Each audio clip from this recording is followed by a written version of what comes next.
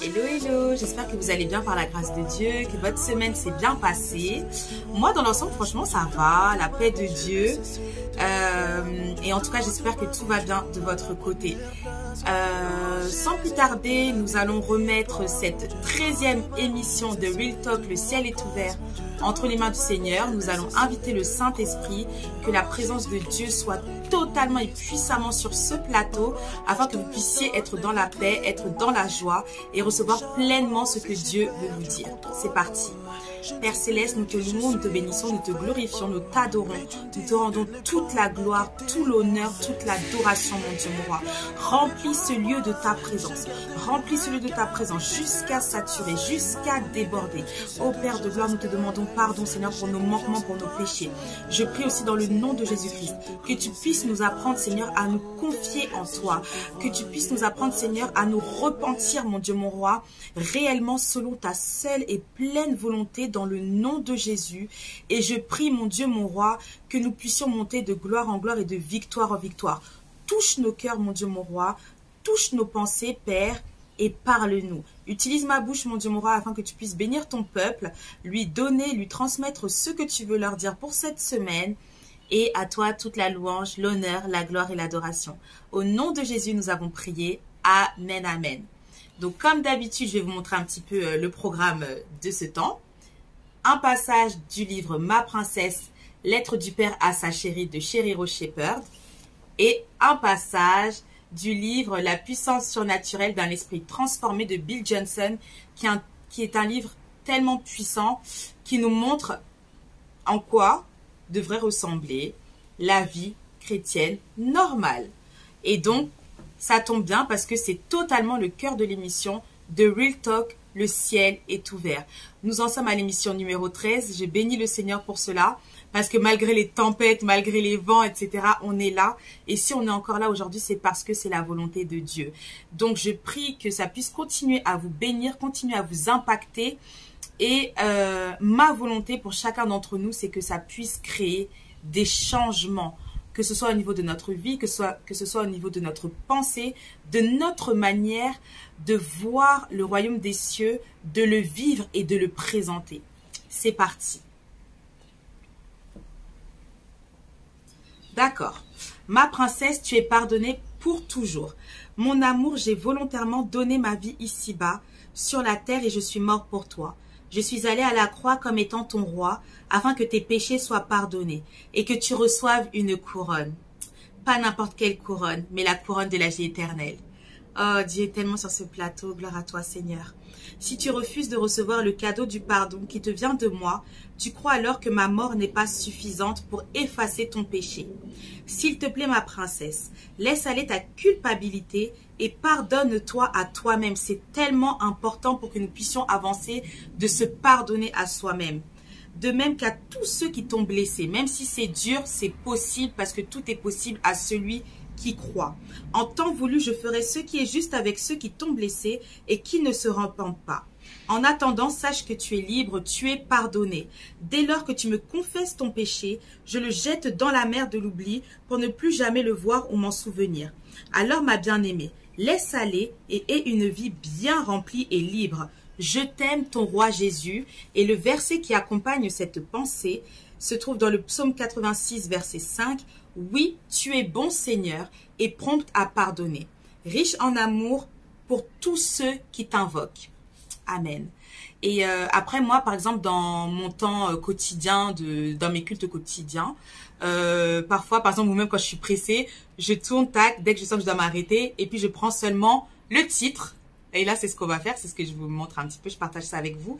Et le titre, c'est « Conduis le perdu ». Amen. Donc, on va pas le lire, mais c'est, voilà, même pour moi, ça me dit un petit peu où est-ce qu'on en est. Et comme on a dit que sur ce plateau, on parle aussi avec transparence, je vais vous dire ce qui s'est passé.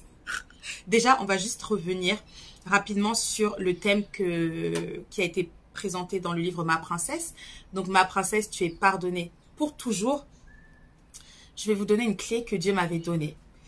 Oui, parce que Dieu parle à ses enfants. Si on soupire après cela, si on lui demande de nous parler, assurément, il nous répond. Et en fait, il m'avait donné une clé. Dès que je demande pardon, je me repens etc. Et aussi, c'est très important de se confier détail par détail, point par point. Dieu est plus que les psychologues, plus que les thérapeutes, par la puissance de son esprit. Alors oui, bien évidemment, maintenant nous avons des psychologues chrétiens. Je bénis le Seigneur aussi pour leur présence. Mais aussi, nous, avec le Saint-Esprit, nous avons aussi cette possibilité de laisser Dieu nous transformer, de laisser Dieu nous changer, de laisser Dieu prendre tous nos fardeaux et les jeter loin, loin de nous. Et c'est ce qui fait que, oui, en Christ, il est possible de pardonner l'impardonnable. Et donc, la clé que Dieu m'avait donnée une fois que j'ai fait ce travail-là, c'est quoi? C'est j'ai demandé pardon au Seigneur, il m'a pardonné. Et la troisième clé, c'est quoi? Je me pardonne. Parce que souvent, c'est ça que nous n'arrivons pas à faire. Et c'est ce qui permet au diable d'entrer dans nos cœurs pour nous dire, mais regarde, tu as fait ceci, tu as fait cela. Mais quand tu as compris que tu as demandé pardon à Dieu, que Dieu t'a pardonné et que toi aussi tu t'es pardonné, qu'est-ce que tu dis? Satan, hors de ma vue, hors de mon esprit, hors de mes pensées, parce que cette affaire, elle est réglée dans le nom de Jésus-Christ. Il y avait aussi quelque chose que je voulais vous dire aussi. Oui, donc c'est très très important de se confier à Dieu, détail par détail, de lui expliquer que, voilà Seigneur, j'ai vécu ça, telle personne m'a fait ça, ça, ça, ça. C'est très difficile, on pleure, mais pendant que nous sommes en train de pleurer, pendant que nous sommes en train de nous décharger de tous nos soucis, de tous nos fardeaux, le Seigneur prend ce poids-là et il le traite, vous voyez? Ce qui fait qu'un jour, on se rend compte que, waouh, cette situation qui me terrasser, qui me maintenait à terre, c'est fini. Et ça, c'est possible qu'en Jésus-Christ. Maintenant, je vais vous dire ce que je voulais vous dire. En fait, à un moment donné, là, il faisait des travaux, c'était assourdissant, donc j'essayais de faire un décor à la maison, j'ai commencé à mettre des draps et tout, franchement, ça ne le faisait pas. Pas du tout. Et puis, vraiment, je disais, hein, franchement, j'avoue, j'ai dit, Seigneur, pardon. Enfin, c'est bon, on est fatigué. Tes travaux jusqu'ici, j'ai dit, mais non. Et puis, même chez moi, alors que j'avais fait tout le décor, j'entendais ça à la maison. Donc, c'est là que j'ai compris que non, effectivement, le Seigneur souhaite que cette émission continue à se faire à l'extérieur et puis moi aussi. Parce que franchement, ça le fait. Ça le fait. Mais à un moment donné, j'ai parlé au Seigneur et j'ai été sincère avec lui. Et Dieu aussi répond à la sincérité. Je lui ai dit, Seigneur, les histoires là, même si c'est vrai qu'il y a toujours eu des enseignements, comme vous pouvez voir aussi dans les anciennes émissions, il y a toujours eu des enseignements. Mais j'ai dit à Dieu, cette fois-ci, Seigneur, si tu veux que cette émission continue, si cette émission bénit vraiment mes frères et sœurs, et que ça me bénit aussi, et si tu souhaites vraiment que je puisse continuer, alors s'il te plaît, Seigneur mon Dieu, ne permets pas que le décor tombe sur moi aujourd'hui. Là, vraiment, c'est ça aussi. Parfois, on doit mettre aussi Dieu à l'épreuve. J'ai dit, Seigneur, si c'est ta volonté, que cette émission continue, si ça vient de toi, alors aujourd'hui, il n'y a rien du tout qui va tomber sur moi. Moi, j'ai dit, Seigneur, même si à chaque fois, oui, c'est vrai, ça va. Mais à un moment donné aussi, c'est l'humiliation. J'ai dit, je ne peux pas être là en train de te servir et être à chaque fois le vent, tout ça, les éléments qui se déchaînent. On est fatigué.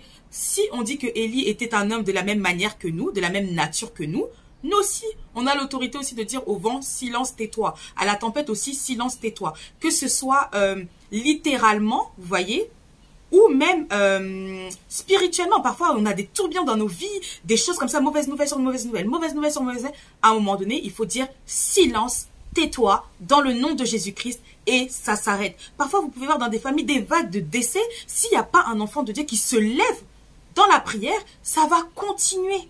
Vous voyez? Et nous avons l'autorité en Jésus-Christ. Je vais vite fait mettre, pardon. Donc voilà, c'est ça, le temps passe vite, hein, on est presque à 9 minutes. Mais en tout cas, je sais que ça vous a béni. Il y aura un second temps, là je le sens dans mon cœur. Le but, ce n'est pas de tracer pour tracer, mais de dire les choses telles que le Seigneur aussi le pose dans mon cœur pour que ça puisse aussi nous édifier et nous impacter. Donc, on va passer à la partie numéro 2 de l'émission numéro 13 de The Real Talk, le ciel est ouvert, où l'on parle aussi de comment est-ce que ça se passe une vie chrétienne centrée sur le royaume des cieux, une vie chrétienne qui est poussée par le Saint-Esprit et une vie chrétienne où nous avançons par l'Esprit. Parce que nous sommes les fils du vent et de la même manière où on ne sait pas d'où vient le vent, on voit toujours les effets.